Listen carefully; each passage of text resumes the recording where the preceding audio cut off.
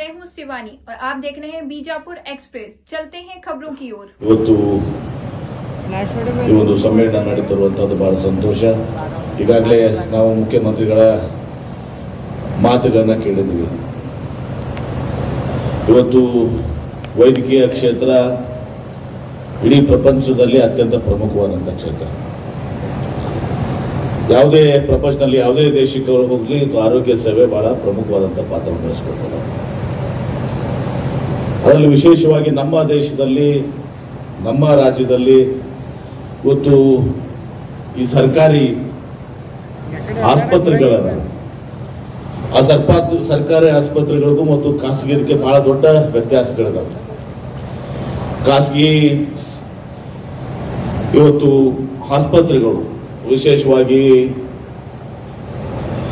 ಶಹರಗಳಲ್ಲಿ ಇರ್ತವೆ, ಈಗ ಸ್ವಲ್ಪ ತಾಲೂಕು ಮಟ್ಟಿಗೆ ಹೋಗಿದೆ।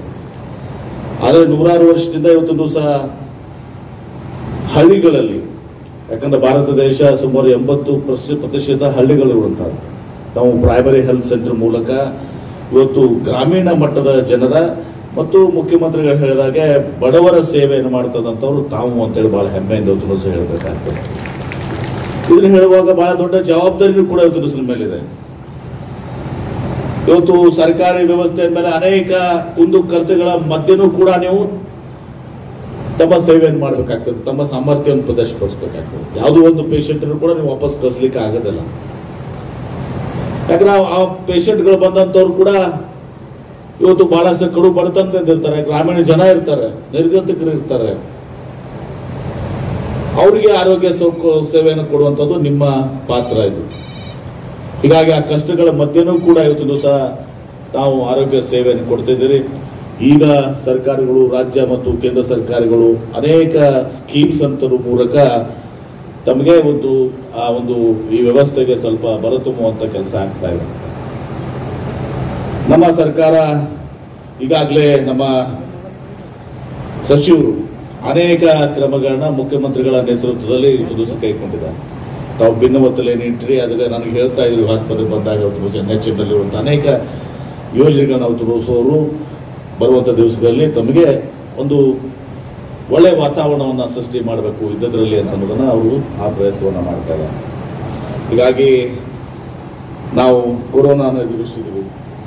ಕೊರೋನಾ ಸಂದರ್ಭದಲ್ಲಿ ಬಹಳ ದೊಡ್ಡ ಇವತ್ತು ಇಡೀ ಪ್ರಪಂಚದಲ್ಲಿ ಇದು ಆಯಿತು। ರಾಜ್ಯ ಮಧ್ಯನೂ ಕೂಡ ಬಹಳಷ್ಟು ಸೇವೆ ಇಲ್ಲಿ ನಾನು ನೋಡಿದೆ, ಇವತ್ತು ಹೇಳಿದೆ ನನ್ನ ಡಾಕ್ಟರ್ಸ್ ಇಲ್ಲಿ ಕೂಡ ನಮ್ಮ BLD ಆಸ್ಪತ್ರೆ ಇತ್ತು, ನಾವು ಸುಸಜ್ಜಿತ ಇತ್ತು, ಸುಮಾರು 500 ಬೆಡ್ಸ್ ಅನ್ನು ಡೆಡಿಕೇಟ್ ಮಾಡಿದ್ದೀವಿ। ಅಲ್ಲಿನೂ ಕೂಡ ನಮ್ಮ ಖಾಸಗಿ ಇದು ಇದ್ರೂ ಕೂಡ ನಾವು ಅಲ್ಲಿ ಮಾನವೀಯತೆ ದೃಷ್ಟಿಯಿಂದ ಸಂಪೂರ್ಣವಾಗಿ ಸರ್ಕಾರ ಇದು ಮಾಡೋಕ್ಕಿಂತ ಉಚಿತವಾಗಿ ತಿಳಿಸಿಕೊಡುವಂಥದ್ದು ಮಾಡಿ ಇಡೀ ದೇಶದಲ್ಲಿ ನಾವು ಇದನ್ನು ಮಾಡಿದ್ದೀವಿ।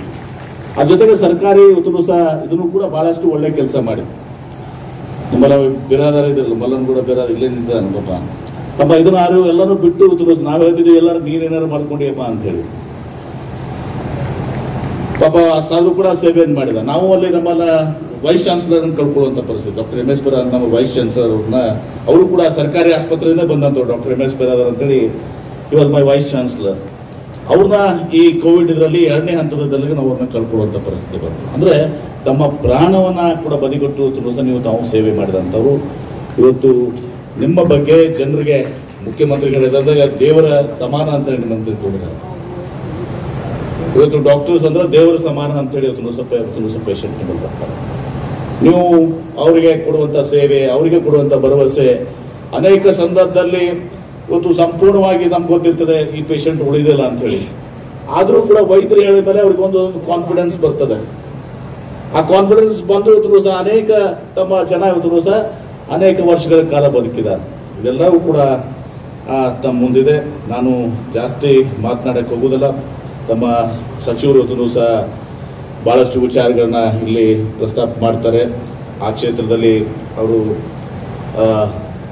ಬಹಳ ಕ್ರಿಯಾಶೀಲರಾಗಿ ಕೆಲಸ ಮಾಡ್ತಾ ಇದ್ದಾರೆ। ತಾವು ಇಷ್ಟೇ ವಿನಂತಿಯನ್ನು ಮಾಡ್ಕೊಳ್ತೀನಿ, ಸವಾಲುಗಳು ನಮ್ಮ ಮುಂದಿದ್ದಾವೆ, ಆ ಸವಾಲುಗಳ ಮಧ್ಯನೂ ಕೂಡ ನಾವು ಇವತ್ತು ಸಹ ಸೇವೆ ಮಾಡುವಂಥದ್ದು ಬಹಳ ಪ್ರಮುಖ। ನಾವು ಇಂಡಸ್ಟ್ರೀಸ್ ಮಿನಿಸ್ಟರ್ ಆಗಿ ಹತ್ತಿದ್ರೆ ಇವತ್ತು ಬರುವಂಥ ದಿವಸಗಳಲ್ಲಿ ಬಹಳ ದೊಡ್ಡ ನಾವು ಮೊನ್ನೆ ಏನು ಗ್ಲೋಬಲ್ ಇನ್ವೆಸ್ಟರ್ಸ್ ಮೀಟ್ ಅನ್ನು ಮಾಡಿದ್ವಿ, ನಾವು ನಮ್ಮ ಥೀಮನೇ ರಿಮ್ಯಾಜಿನಿಂಗ್ ಗ್ರೋತ್ ಅಂತ ಹೇಳಿದ್ವಿ, ಪ್ರಗತಿಯ ಮರುಕಲ್ಪನೆ। ಯಾಕಂದ್ರೆ ಸವಾಲುಗಳನ್ನು ಬರ್ತವೆ ಇನ್ನು ಮುಂದೆ ಹಿಂದೆ ಇದ್ದಂಥ ಸಂದರ್ಭ ಬೇರೆ, ಇನ್ನು ಮುಂದೆ ಬರುವಂಥ ಸಂದರ್ಭ ಬೇರೆ. ಇವತ್ತು ಪ್ರಸ್ತುತ ಇದ್ದದ್ದು ನಾಳೆ ಅಪ್ರಸ್ತುತ ಆಗ್ತದೆ. ಯಾಕಂದ್ರೆ AI ಆರ್ಟಿಫಿಷಿಯಲ್ ಇಂಟೆಲಿಜೆನ್ಸ್ ಬರ್ತದೆ.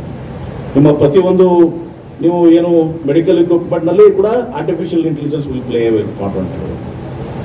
ಬರೀ ಮೆಡಿಕಲ್ ಇಕ್ವಿಪ್ಮೆಂಟ್ಸ್ ಅಷ್ಟೇ ಅಲ್ಲ, ನಿಮ್ಮ ಡಯಾಗ್ನೋಸಿಸ್ ನಲ್ಲಿ ಕೂಡ ಅವತ್ತು ತಮ್ಮದೇ ಆದಂತಹ ಪಾತ್ರವನ್ನು ಆರ್ಟಿಫಿಷಿಯಲ್ ಇಂಟೆಲಿಜೆನ್ಸ್ ವಹಿಸ್ತದೆ. ಈ ಎಲ್ಲ ನಾನು ಹೇಳಿದ್ರೆ ಈಗೆಲ್ಲ ಫಾಸಿಲ್ ಫ್ಯೂಲ್ಸ್ ಏನಿದಾವೆ ಅವೆಲ್ಲವೂ ಕೂಡ ಈ ಪೆಟ್ರೋಲು, ಡೀಸೆಲ್ಲು ಇವೆಲ್ಲ ಕೂಡ ಮತ್ತೆ ನಮ್ಮ ಕಲ್ಲಿದ್ದಲು ಇವೆಲ್ಲವೂ ಕೂಡ ಇವತ್ತು ಹೋಗಿ EV ಮತ್ತು ಗ್ರೀನ್ ಹೈಡ್ರೋಜನ್ ಇವತ್ತು ಸಹ ಬರುವಂತಹ ಪರಿಸ್ಥಿತಿ ನಮ್ಮ ಮುಂದೆ ಇದೆ. ಜಗತ್ತು ಬದಲಾವಣೆ ಹೊಂದಿದೆ. ಆ ಬದಲಾವಣೆ ಹೊಂದಿದ ಸಂದರ್ಭದಲ್ಲಿ ನಿಮಗೆ ನಿಮ್ಮ ಇದನ್ನ ಅಪ್ಡೇಟ್ ಮಾಡ್ಕೊಳ್ಳುವಂಥದ್ದು ಬಹಳಷ್ಟಿದೆ. ಯಾಕಂದ್ರೆ ನಾವು ಬಹಳಷ್ಟು ಸಲ ನೋಡ್ತೀವಿ ಇಂಡಿಯನ್ ಡಾಕ್ಟರ್ಸ್, ಇಡೀ ವಿಶ್ವದಲ್ಲೇ Indian doctors are very popular. ಯಾಕಂದ್ರೆ ನಮ್ಮಲ್ಲಿ ಇವತ್ತು ಸಹ ಆ ವಿಶ್ವಾಸಾರ್ಹತೆಯನ್ನು ಬರ್ತಾರೆ. ಯಾಕಂದ್ರೆ ನಮಗೆ ಸಾಕಷ್ಟು ಪೇಷಂಟ್ಸ್ ನಿಮಗೆ ಸಿಗ್ತವೆ. ನೀವು ಆಪರೇಟ್ ಮಾಡ್ತಾ ಇದ್ರೆ ಅಷ್ಟರಲ್ಲಿ ಮತ್ತೊಂದು ಕಾಂಪ್ಲಿಕೇಶನ್ ಬರ್ತದೆ, ಅದನ್ನು ಅಡ್ರೆಸ್ ಮಾಡ್ತೀರಿ. ಇನ್ನೊಂದು ಕಾಂಪ್ಲಿಕೇಶನ್ ಬರ್ತದೆ, ಅದನ್ನು ಅಡ್ರೆಸ್ ಮಾಡ್ತೀರಿ. ಆಗ ಅದೇ ವಿದೇಶಕ್ಕೆ ಹೋದಾಗ ಅವರ ಇದನ್ನ ನಿಮ್ಮ ಏನಂತೀರಿ ಡಮಿ ಅಂತೀರಿ ಮಾಡಲ್ ಮೇಲೆ ಅದ್ರ ಮೇಲೆ ಇವತ್ತು ಸಹ ಟೀಚಿಂಗ್ ಆಗ್ತದೆ. ಹೀಗಾಗಿ ಅನೇಕ ಸಲ ನಾವು ಹೇಳ್ತೀವಿ ನಮ್ಮ ಮೆಡಿಕಲ್ ಕಾಲೇಜ್ನಲ್ಲಿ patient is a teaching material ಅಂತ ಹೇಳಿ. ಅಷ್ಟೊಂದು ನೀವು ಆನ್ ಹ್ಯಾಂಡ್ ಇವತ್ತು ಸಹ ನಿಮಗೆ ಎಕ್ಸ್ಪೀರಿಯನ್ಸ್ ಇರ್ತದೆ. ಹೀಗಾಗಿ ಭಾರತ ದೇಶದ ನಮ್ಮ ಡಾಕ್ಟರ್ಸ್ ಏನಿದ್ದೀರಿ ಇಡೀ ದೇಶದಲ್ಲಿ ಇವತ್ತು ಸಹ ನಿಮ್ಮ ಕಡೆ ಇವತ್ತು ನೋಡ್ತಾ ಇದೆ. ಮತ್ತು ಮುಂದೆ ಏನು ನಾವು ರೀಇಮ್ಯಾಜಿನಿಂಗ್ ಗ್ರೋತ್ ಅಂತ ಹೇಳಿದಲ್ಲ, ರೀಇಮ್ಯಾಜಿನಿಂಗ್ ಗ್ರೋತ್ ನಲ್ಲಿ ಕೂಡ ಇವತ್ತು ಏನಾದರೂ ಇವತ್ತು ಸಾಧನೆ ಆಗಬೇಕು ಜಗತ್ತಿನಲ್ಲಿ, ನಾವು ಮುಂಚೂಣಿನಲ್ಲಿ ಇರಬೇಕಂದ್ರೆ ಅದು ಭಾರತ ದೇಶದಿಂದ ನಿಮ್ಮಿಂದ ಅಂತ ಮಾತನ್ನ ಬಹಳ ಹೆಮ್ಮೆಯಿಂದ ಇವತ್ತು ಸೇರ್ತೀನಿ. ಆ ದಿಶೆಯಲ್ಲಿ ತಾವೆಲ್ಲರೂ ಕೆಲಸ ಮಾಡಬೇಕು ಅಂತೇಳಿ ವಿನಂತಿಯನ್ನು ಮಾಡಿಕೊಂಡು ಬಡವರ ನಿರ್ಗತಿಕರ ಸೇವೆಯನ್ನ ಅತ್ಯಂತ ಪ್ರಧಾನವಾಗಿ ಇಟ್ಟುಕೊಂಡು ಇವತ್ತು ತಾವು ತಮ್ಮ ಸೇವೆಯನ್ನ ಮಾಡ್ಕೊಂಡು ಬಂದಿದ್ದೀರಿ. ಮುಂದುವರಿಸ್ಕೊಡ್ರಿ.